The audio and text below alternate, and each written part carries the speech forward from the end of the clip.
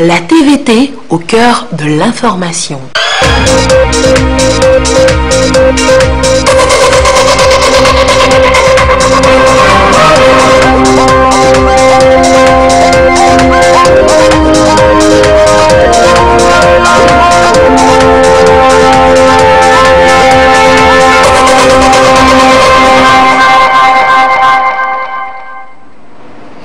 Merci d'être au rendez-vous du 20h sur la télévision togolaise. Madame, Monsieur, bonsoir. Et voici les titres de cette édition. Le Togo était présent au Forum Afrique édition 2019 en France. Un rendez-vous qui rassemble les investisseurs français et les responsables économiques africains. Vous aurez les précisions dans cette édition. Et puis le programme d'investissement public PIP du Togo couvrant la période de 2020 à 2022 est officiellement lancé ce matin. Un programme qui va permettre une gestion efficace des investissements du PND par l'État. C'était là les titres. Le chef de l'État, Faure Eswazimna Gnazingbe, a reçu ce mardi à la présidence de la République la nouvelle représentante de l'OMS au Togo, Dr Fatoumata Binta Diallo. Elle est allée transmettre au chef de l'État les hommages et félicitations de la directrice régionale et du directeur général de l'Organisation mondiale de la santé. Leurs discussions ont également porté sur les nouvelles orientations du gouvernement togolais en matière de santé, notamment la contractualisation et la couverture sanitaire universelle. Elle se dit prête, vous allez l'entendre, à accompagner notre pays, le Togo, dans la réalisation de son agenda santé et dans l'atteinte des ODD, particulièrement en son objectif 3. Nous écoutons Dr Diallo au micro de Edem Sousoupo. J'étais venue pour lui transmettre les hommages et les félicitations de la directrice régionale et du directeur général de l'OMS et ensuite prendre des orientations pour savoir comment mener à bien mon mandat ici au Togo. Donc nous avons essayé de revoir un peu les dossiers du jour, de voir un peu l'orientation et la vision qu'il a sur la santé et on a revu les dossiers les plus importants pour aller vers la couverture sanitaire universelle. Vous savez que la couverture sanitaire universelle permet de couvrir et d'offrir des services de santé de qualité à toute la population, même la population la plus démunie. Alors j'ai apprécié la vision du chef de l'État qui a une vision réellement axée vers la couverture sanitaire universelle. On a essayé de regarder la contractualisation qu'il a impulsée à travers le ministre de la Santé. Cette contractualisation qui est une façon d'améliorer le financement des services de santé et qui est une porte d'entrée pour le renforcement du système de santé. Et nous connaissons que le système de santé a 7 piliers, 6+1, et le financement est un des piliers les plus importants. On a essayé de comprendre et j'ai eu des orientations très claires de monsieur le chef de l'État pour mener à bien et accompagner le ministère de la Santé dans l'agenda santé pour l'atteinte des objectifs de développement durable, particulièrement l'objectif 3. Et à la primature ce matin, le chef du gouvernement, comme ici l'homme Classou, a conféré avec une délégation de l'association des auditeurs de l'Institut des hautes études de défense nationale, conduite par la vice-présidente Madame Hélène Mazeran. Les perspectives politiques du Togo dans les domaines de la sécurité ont été à l'ordre du jour des discussions. Nous écoutons à présent Madame Mazeran au sortir de l'audience. Elle est au micro de Robert Botogwe. Nous sommes au Togo pour une visite d'études sur le thème sécurité et développement dans les pays riverains du golfe de Guinée. Donc nous avons commencé par le Togo et nous poursuivons, nous allons ensuite au Ghana sur les sujets sécurité et développement. Dans le cadre de notre institut, l'Institut des hautes études de défense nationale à Paris, nous avons un certain nombre de groupes de travail sur des sujets d'actualité et de l'actualité internationale. Et c'est la raison pour laquelle nous avons choisi cette année de venir chez vous. Les propos de Monsieur le Premier ministre ont été extrêmement intéressants pour nous, parce que nous sommes là depuis peu de temps. Donc nous avons rencontré beaucoup de personnalités, nous avons visité un peu Palimé, Togoville, mais vous pouvez deviner que nous avions une approche assez superficielle.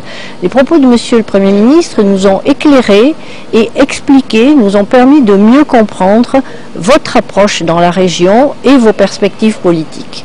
Et nous lui en sommes très reconnaissants. Je pense que la coopération entre la France et le Togo, entre le Togo et la France, va se poursuivre et se développer. Et la présidente de l'Assemblée nationale, Yaoua Dibori-Tegan, a accordé 2 audiences ce mardi. La première à la délégation de l'ONG Wildaf Togo. Au menu des discussions, le plaidoyer sur les insuffisances contenues dans le Code de l'enfant relative à l'âge du mariage, notamment en ses articles 267 et 269, et le Code des personnes 43 et 44. Et par contre, l'autre audience était une visite de courtoisie effectuée par une délégation des représentants des agence du système des Nations Unies au Togo, avec à sa tête le coordonnateur du système des Nations Unies, Monsieur Mama. Ils sont allés féliciter d'une part le nouveau bureau élu à la tête de l'hémicycle et d'autre part discuter des priorités dans la collaboration entre le système des Nations Unies et le Togo et le Parlement justement, et enfin apporter leur appui à l'Assemblée nationale. Nous les écoutons tous au micro de Sonia Aménico. Nous sommes en train de mettre en œuvre un projet sur les mariages précoces dans la région centrale, notamment à Lamatessi, par une étude qui a permis de ressortir les causes profondes de ce phénomène.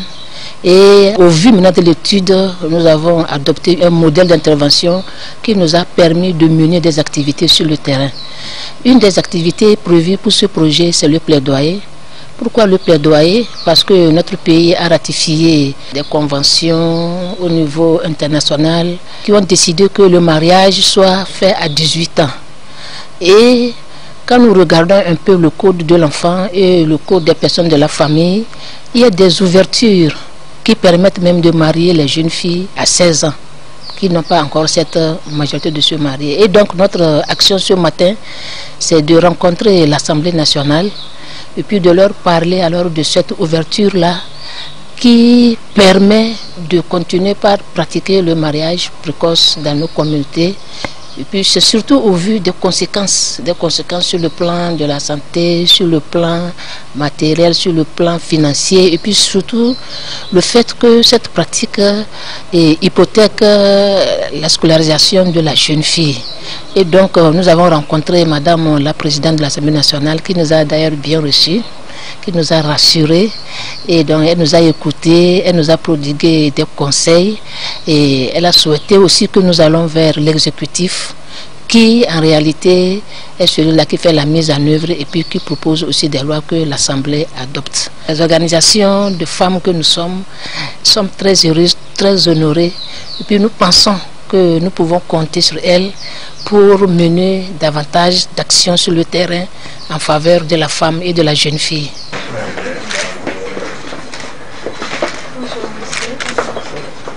L'ensemble du système des Nations Unies au Togo est venu rendre visite à la présidente de l'Assemblée nationale et le bureau de l'Assemblée nationale ce matin pour une visite de courtoisie, mais aussi pour féliciter la présidente de l'Assemblée nationale et le nouveau bureau de l'Assemblée nationale pour l'élection à la tête de l'hémicycle.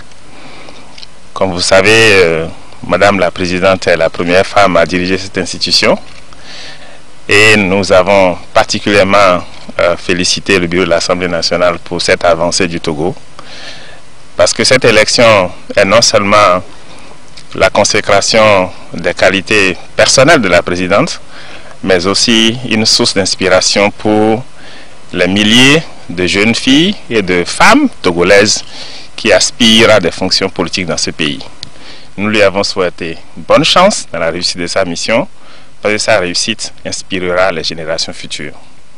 Nous avons aussi profité pour discuter avec Madame la Présidente de l'Assemblée nationale ainsi que le bureau de l'Assemblée nationale des priorités dans la collaboration entre les Nations Unies et le Parlement. Comme vous le savez, les Nations Unies sont très engagées pour la réalisation des objectifs de développement durable, qui sont en cohérence avec les ambitions que le Togo affiche à travers le plan national de développement. Et nous avons échangé avec la présidente et nous avons constaté avec beaucoup de plaisir que nous avons une vision partagée des défis de ces pays et des priorités sur lesquelles nous pouvons travailler ensemble. Et nous sommes venus ensemble tout particulièrement parce que nous avons démontré à la présidente que nous voulons collectivement appuyer l'Assemblée nationale et profiter des opportunités que présentent les programmes qui sont déjà existants, mais aussi tenir compte des ambitions que la nouvelle législature a pour les prochaines années. Et nous avons aussi profité pour faire du plaidoyer sur beaucoup de questions d'intérêt pour les Togolais, notamment le rôle de l'Assemblée nationale dans la budgétisation pour les secteurs sociaux, également pour l'élimination des pratiques néfastes à l'égard des femmes et des jeunes filles. Je vous l'annonçais en titre, le ministère de la Planification et du Développement a donné le ton ce matin à Lomé au programme d'investissement public, PIP, pour la période 2020-2022. Un programme triennal qui va permettre ainsi à l'État d'assurer une gestion efficace et efficiente de la partie investissement du budget donc de l'État pour la réussite du PND, Plan National de Développement. Les précisions avec Mary Agbo et Carmen Madji Akapo. La mise en œuvre du Plan national de développement PND nécessite la réalisation des projets ayant un impact significatif sur la croissance économique et par ricochet l'amélioration du bien-être des populations. Le ministère de la Planification et du Développement lance ici le programme d'investissement public PIP 2020-2022. Un programme triennal qui va renforcer l'efficacité et la cohérence de la programmation des investissements publics. Le programme d'investissement public est le programme qui met en œuvre les politiques sectorielles. C'est-à-dire que dans le programme d'investissement public, vous retrouvez les projets qui sont arrêtés au niveau de chaque ministère sectoriel et chaque institution de la République pour mettre en œuvre effectivement sur le terrain les orientations contenues dans la politique de ce secteur ou de l'institution. Donc le programme d'investissement public, c'est un ensemble de projets mettant en œuvre tout ce qui a été décidé dans la politique pour atteindre les objectifs en vue d'avoir des impacts sur la population. Le programme d'investissement public PIP 2020-2022 est donc aligné sur les orientations stratégiques du Plan national de développement PND. Il permettra donc de relever de nombreux défis liés à l'amélioration de la croissance économique et l'opérationnalisation de l'approche budget-programme. Le PIP est triennal, mais la première année du PIP est la partie de l'investissement du budget de l'État. C'est-à-dire qu'on fait un PIP triennal, mais la première année du PIP, c'est-à-dire qu'on va faire un PIP 2020, 2021, 2022. Donc la première année du PIP 2020 sera la partie investissement, même si aujourd'hui on dit qu'il y a un budget de l'État, il y a les dépenses d'investissement et les dépenses de fonctionnement. Le PIP va nourrir la partie investissement du budget de l'État. Qui dit budget de l'État, c'est les dépenses, n'est-ce pas, dont l'État a besoin pour fonctionner pendant une année. Pendant 4 jours, toutes les parties prenantes vont s'approprier la méthodologie et les outils d'élaboration du PIP 2020-2022 afin de pouvoir œuvrer pour que les actions du gouvernement aient beaucoup plus de retombées positives sur le bien-être des populations. Une délégation togolaise conduite par le ministre du Commerce Kodjo Adedji a pris part la semaine dernière en France au Forum Afrique. Un rendez-vous qui a mis face à face les investisseurs français et les responsables économiques africains. Le Togo a donc saisi cette opportunité pour présenter les opportunités économiques qu'il offre et nouer également des contacts avec les hommes d'affaires français. Le résumé, les précisions avec Luc Assi. Le Forum Afrique, un rendez-vous économique de haut niveau qui met ensemble tous les ans la communauté des dirigeants et cadres investisseurs en Afrique et les responsables économiques africains. Axé sur l'innovation et les nouveaux modèles du dynamisme des économies africaines, l'édition 2019 de ce forum a connu la participation d'une forte délégation togolaise, une délégation conduite par le nouveau ministre du Commerce, Kodjo Adédé. Cette rencontre a été l'occasion pour la délégation d'aller au contact des personnalités du monde des affaires français, le MEDEF, et surtout de présenter la vision des autorités togolaises déclinée dans le plan national de développement PND 2018-2022. Les investisseurs français et étrangers de plus en plus présents en Afrique et ceux qui le sont déjà. Les facilitateurs d'investissement, de fonds d'investissement et de sociétés des conseils aux investissements ont été également courtisés par la délégation togolaise qui comptait aussi dans ses rangs la conseillère du président de la République chargée du climat des affaires, Sandra Johnson, et Soruna Meba, président de la Chambre de commerce et d'industrie du Togo, ainsi que l'ambassadeur du Togo en France, Caliste Madjulba. L'idée est d'attirer plus d'investisseurs au Togo, promouvoir et consolider l'environnement économique. Cette rencontre de la délégation togolaise avec les membres du SIAN et du MEDEF Afrique a fait ressortir que le Togo figure parmi les 5 pays africains qui suscitent le plus d'optimisme chez les opérateurs économiques. Pour ce qui est du climat des affaires, le pays a reçu une note satisfaisante de 2,8 sur 5 et fait jeu égal avec la Tunisie. La plateforme informatique de gestion du contentieux commercial rénovée du tribunal de commerce de Lomé a fait objet d'échanges avec les particuliers des banques et entreprises au siège de la Banque mondiale ce mardi. Il était question pour les concepteurs de présenter aux parties prenantes les nouvelles procédures de saisine en ligne du contentieux commercial. Le logiciel qui se nomme le Forseti commercial se veut donc une innovation qui assure ainsi la célérité dans le traitement des dossiers liés au contentieux commercial. Les précisions avec Arnaud Kili. Le Forseti commercial, c'est le logiciel rénové qui intègre toutes les parties prenantes dans la gestion du contentieux commercial.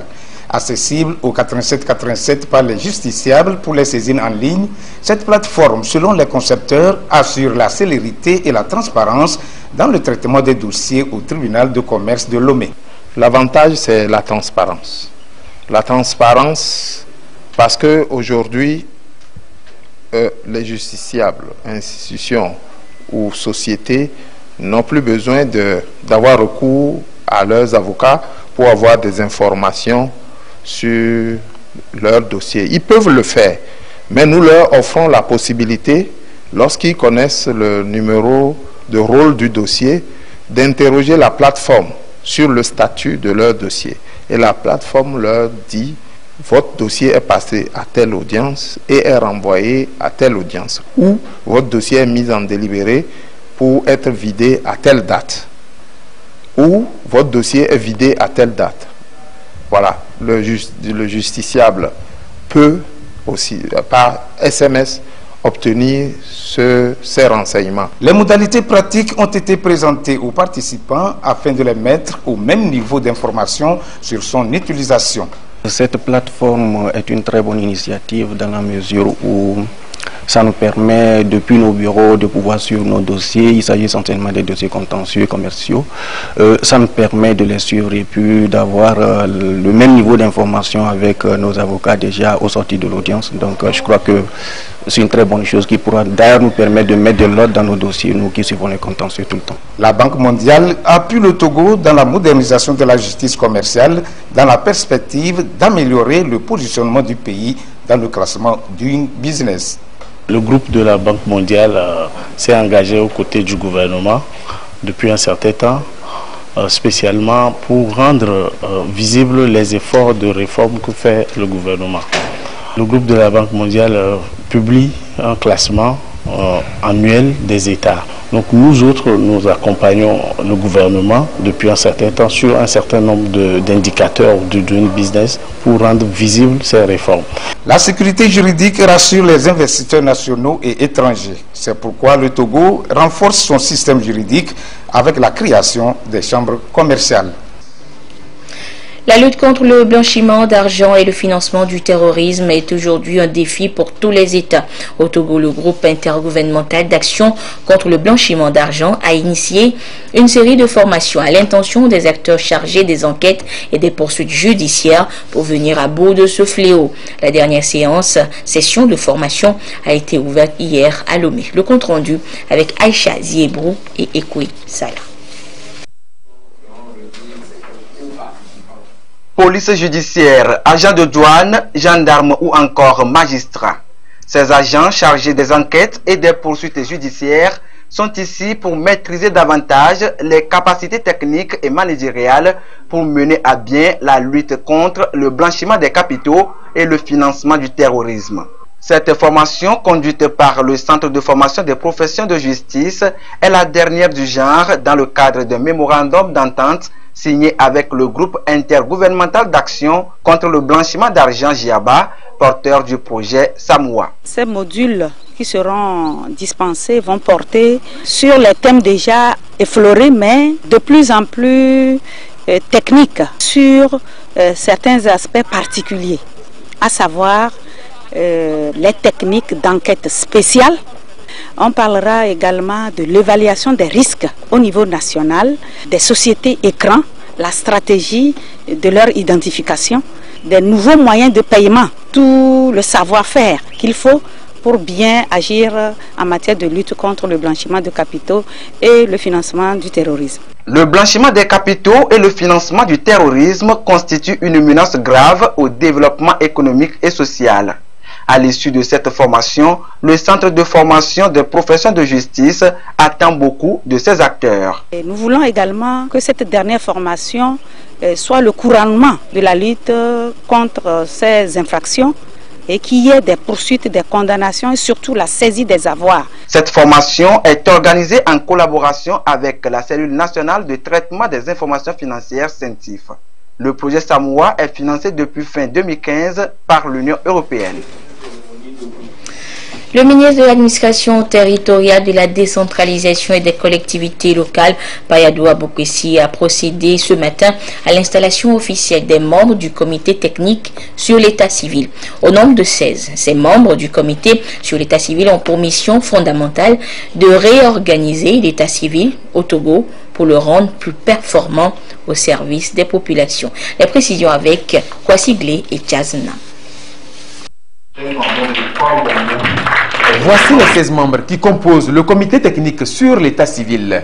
Ils ont été nommés le 28 août 2018, conformément au décret présidentiel du 18 avril 2018 portant création, organisation et fonctionnement du comité technique sur l'état civil. Les enjeux et l'importance de leur mission leur ont été rappelés au cours de cette cérémonie d'installation. L'état civil est aujourd'hui l'une des préoccupations majeures du gouvernement, car il constitue un outil de planification du développement. Mais il est en outre source de fiabilisation du fichier électoral.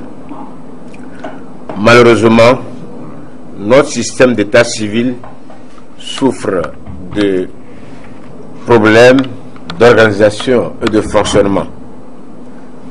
Face à cette situation, un certain nombre de défis sont à relever.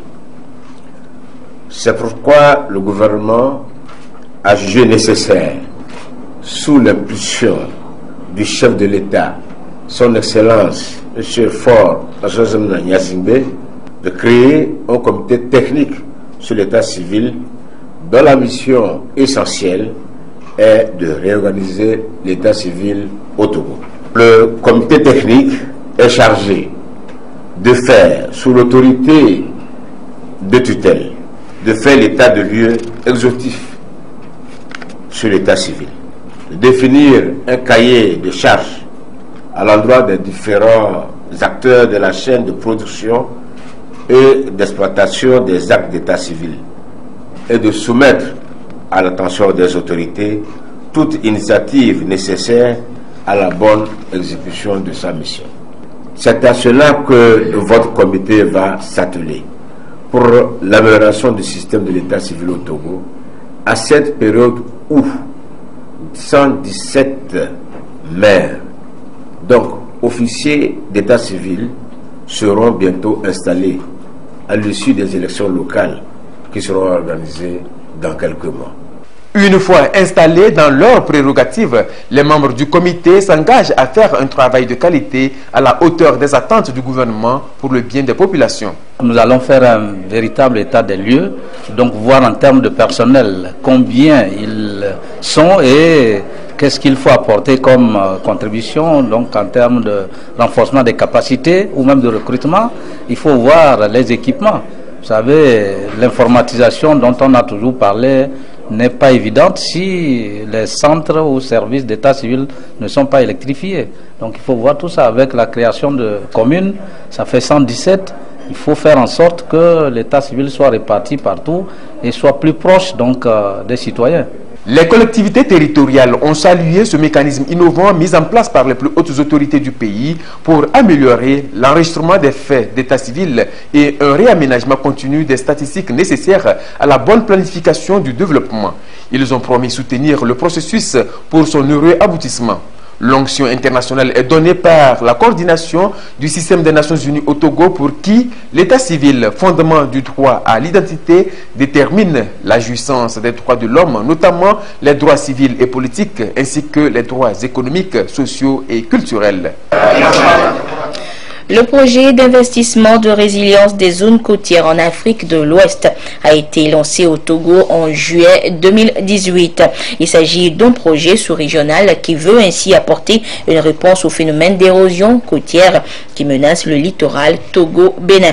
Et pour une mise en œuvre efficace de ce projet, les partenaires et la partie togolaise se sont retrouvés ce matin à Lomé pour évaluer ce qui a déjà été fait et définir de nouvelles stratégies d'exécution du projet au profit des riverains du littoral. Les précisions dans ce reportage de Eli Agba Nyandao et Augustin Kossi.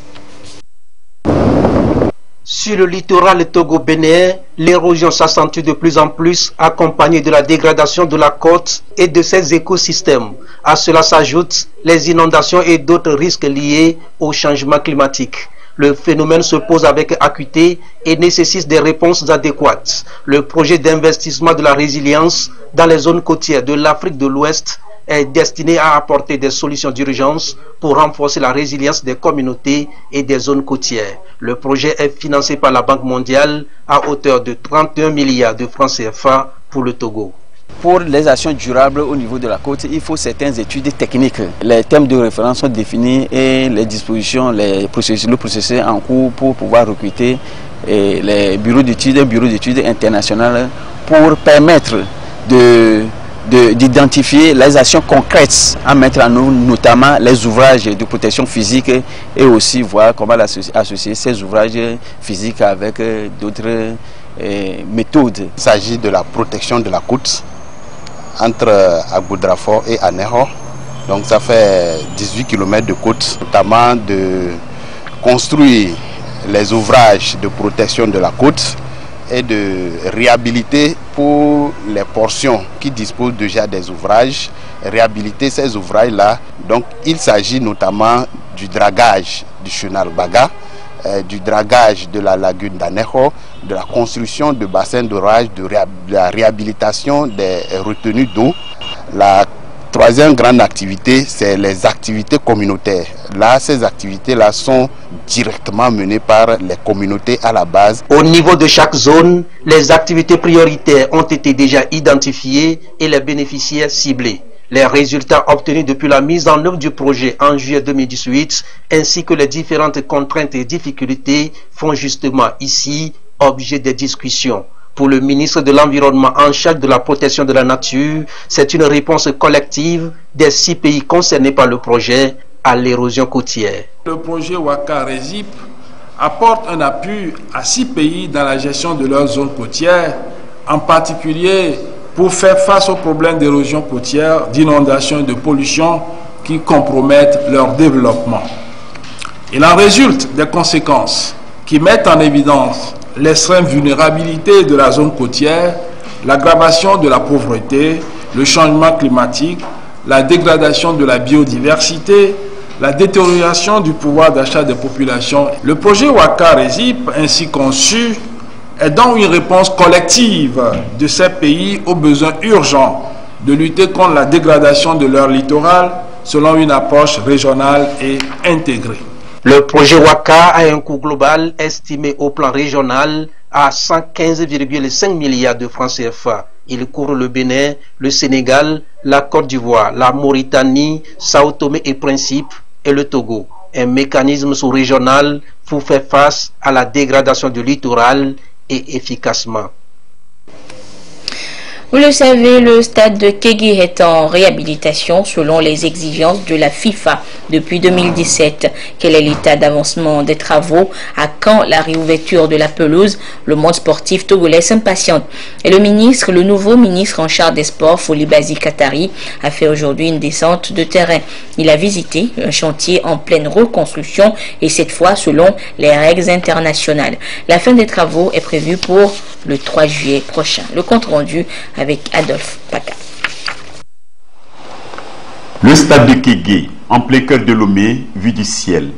Un ouvrage idyllique construit depuis l'an 2000. Et tout proche de nos caméras, on le voit, il a pris un coup de vieux sous l'usure du temps. Ce qui a nécessité la suspension de toute compétition ici pour sa réhabilitation. C'est une structure très importante pour la jeunesse et qui entre dans les priorités du gouvernement. Le nouveau ministre en charge des sports, Folibazi Katari, a à cœur la réouverture prochaine de ce stade. Et pour sa première sortie, il est venu constater l'état d'avancement des travaux. Tous les jours, les gens cessent de poser la question de savoir, mais la rénovation du stade de Kégué, là, c'est pour quand? Quand est-ce que ça va finir? Parce qu'ils ont déjà pris plaisir dans ce stade et ils voudraient revenir. Et surtout que nous nourrissons vraiment le grand vœu que les éperviers puissent aller très loin. Donc il est nécessaire que des ouvrages de cette nature-là, nous faisons beaucoup attention et que nous cherchions à voir l'état d'avancement des travaux. Les travaux avancent à pas mesurés. À ce jour, sont 5 à 110% de réalisation. 117 Chinois et 275 Togolais s'y activent chaque jour sans relâche. Il est prévu la réparation entière et l'amélioration appropriée des fonctions de la conception d'origine. Jusqu'à aujourd'hui, le délai de travaux a déjà dépassé 14 mois. Pour le moment, nous avons déjà réalisé 65% des travaux. Et dans la future, ça reste presque 100 jours. Nous allons continuer avec tous nos efforts pour montrer un tout neuf stade pour le peuple togolais. Nous avons été très proche des techniciens chinois pour suivre de près des changements qui pouvaient intervenir dans les sanitaires, surtout pour que ce que nous, Togolais, nous voulons, que ce soit vraiment respecté. C'est pour cela d'ailleurs, vous voyez la construction du château et nous avons insisté sur le forage pour avoir assez d'eau.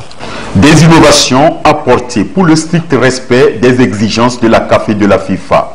Le ministre Katari, faisant le tour du chantier, a touché du doigt ces réalités avant d'échanger avec les techniciens sur d'autres aspects pour l'amélioration des travaux.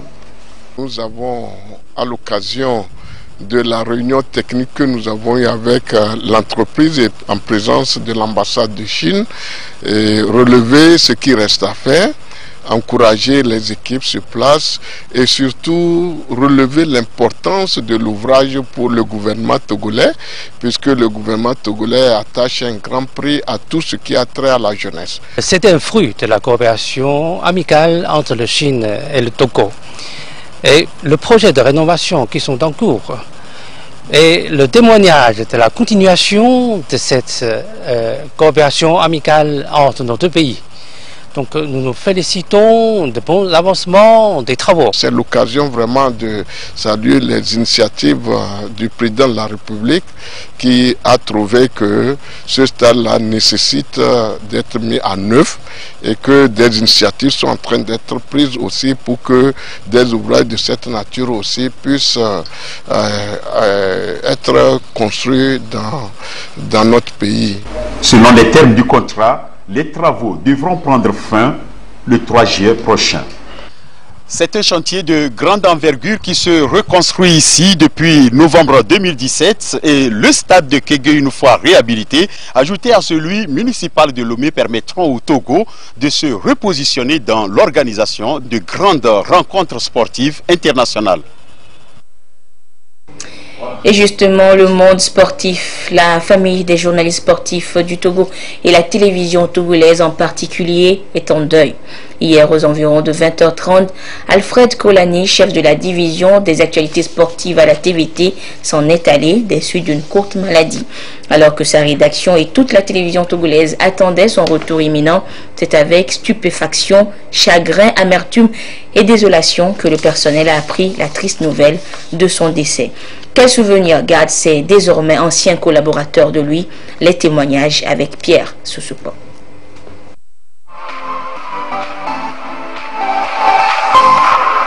Bonsoir. Fin donc hier de la phase... Fin d'un parcours terrestre. Alfred Kolani s'en va pour la phase retour auprès de son créateur. Alors qu'on le savait souffrant depuis environ 2 semaines d'un mal et que toute la télévision et ses proches espéraient qu'il allait reprendre bientôt service, la nouvelle tomba tel un coup de tonnerre.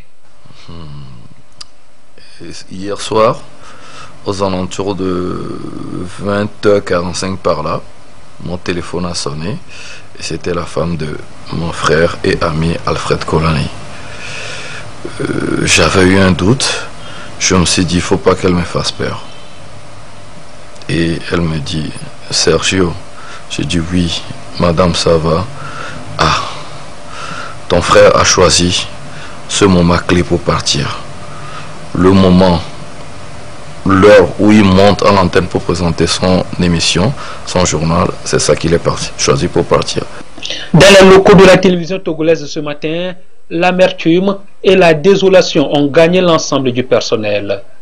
On est tous orphelins d'un collègue, un ami, un guide. Le ministre de la Communication, des Sports et de l'Éducation à la citoyenneté et au civisme, en visite sur le chantier du stade de Kégué, marque un arrêt. Lorsque nous avons appris la disparition de M. Alfred, vraiment, c'est une grande tristesse au niveau du cabinet. Et Alfred, comme j'ai l'habitude de le dire, lorsque quelqu'un est très bien dans la communication et qu'il disparaît, c'est carrément un silence énorme. Et la disparition d'un journaliste de cette qualité, ça nous fait beaucoup mal. Ça nous fait beaucoup mal parce qu'on connaît ses compétences, on sait ce qu'il a toujours fait pour le développement du football togolais.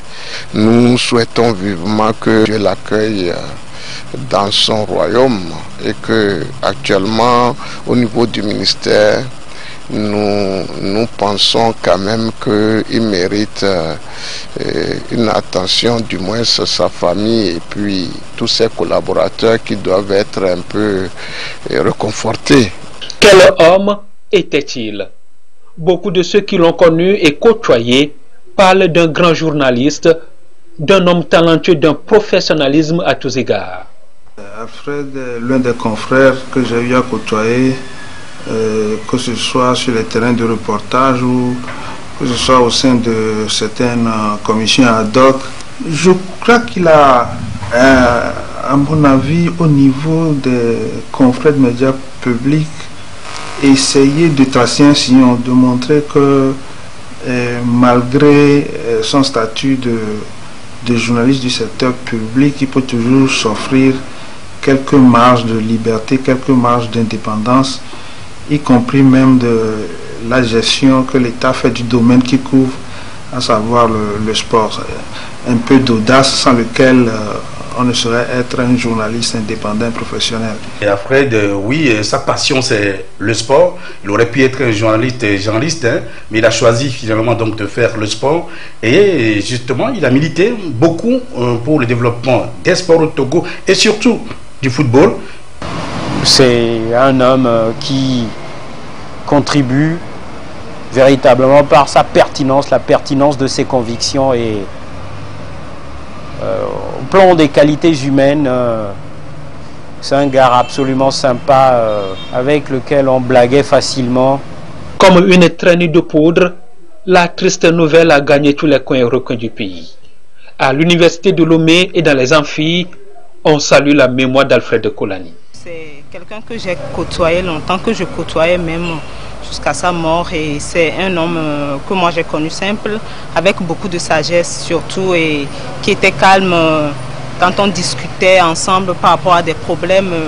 Il avait toujours des paroles de sagesse à la fin à donner des... Franchement, c'était quand même un confrère, un doyen qui jouait son rôle tant professionnel que social, parce qu'il essayait quand même de nous mettre à l'aise. À la fin, il nous prodiguait des conseils et il nous donnait quand même envie de continuer dans ce métier. Mais je me demande, qu'est-ce qui n'a pas vraiment marché? Et qu'est-ce qui n'a pas marché? La question, beaucoup se la posent sans réponse. Certains perdent leur latin. Je ne sais plus quoi dire dans cette situation. C'est avec beaucoup de choc que cette nouvelle nous est parvenue. Vous savez qu'avec Alfred, au-delà des simples confrères que nous sommes, eh bien nous avons formé une famille. Mais au-delà de tout, l'on reste unanime. Alfred Kolani, ou simplement le général, comme on l'appelle, avait un style. Il avait sa manière d'être, sa façon de vivre. Ou bien prenez soin de vous, chaque jour est une vie et puis travaillez dans la beauté des choses. Même quand c'est difficile, il faut garder le sourire. Bonsoir. Bonsoir mon général. Et comme tu nous le recommandes, nous garderons le sourire pour que rayonne dans l'au-delà ton âme. Qu'il repose en paix. L'ONG La Chaîne de l'Espoir a procédé ce matin à Lomé au lancement d'un projet de santé scolaire dénommé La Santé Mon École. Il s'agit d'un enjeu collectif qui a pour objectif de contribuer au développement d'un environnement scolaire sain, motivant et protecteur, favorisant ainsi l'accès à des écoles et les apprentissages. Ce projet sera mis en œuvre dans plusieurs établissements publics de Lomé et sur une durée de 3 ans. Le reportage est signé Mabel Fiagnon et Medina Salami. Ma santé, mon école, un enjeu collectif au Togo. Un projet de plus pour une meilleure santé et une meilleure condition d'apprentissage scolaire. Ce projet, porté par l'ONG La Chaîne de l'Espoir, consiste à développer au sein des écoles des capacités d'éducation, de leadership et de prévention des maladies. Ce projet donc est un projet innovant, intégrant donc un ensemble de thématiques relatives donc à la santé sexuelle et de la reproduction, la gestion de l'hygiène menstruelle, eau, hygiène et assainissement à l'école et la non-violence. Donc l'innovation de ce projet se retrouve dans l'approche Niagbé, qui est une approche qui amène donc les enfants, en dehors donc de l'apprentissage classique, à développer des compétences et des capacités en matière d'écriture, en matière d'expression orale, ce qui leur permet donc eux-mêmes, les enfants, donc de pouvoir se protéger et de pouvoir donc contribuer à un environnement épanouissement pour leur éducation. Le projet sera exécuté dans des écoles publiques à Lomé sur une durée de 3 ans. À mon endroit, le projet est bon. Le projet est bon. Et il y a presque le côté environnement, santé sexuelle et autres. Ce projet va nous permettre à nous autres élèves, primo, de nous prendre en charge et de savoir comment bien gérer le problème, nos problèmes de violence, de répulsion. Donc ça va permettre aux élèves même d'organiser des clubs, comme on l'a dit, pour savoir s'organiser, s'écouter avec les partenaires qui vont nous accompagner. Améliorer l'accès à une éducation de qualité pour tous est le souci permanent du gouvernement qui met tout en œuvre pour assurer la réussite de ce programme. Nous saluons ce projet et nous sommes prêts à soutenir ce projet pour qu'il se, comme on l'a dit dans le discours, pour que ce projet s'étende à d'autres écoles, s'étende à d'autres régions. Cette initiative de la chaîne de l'espoir est soutenue par l'Agence française de développement et AFD. Et par voie de communiqué, le ministre de la Communication, des Sports et de l'Éducation à la citoyenneté et au civisme invite M.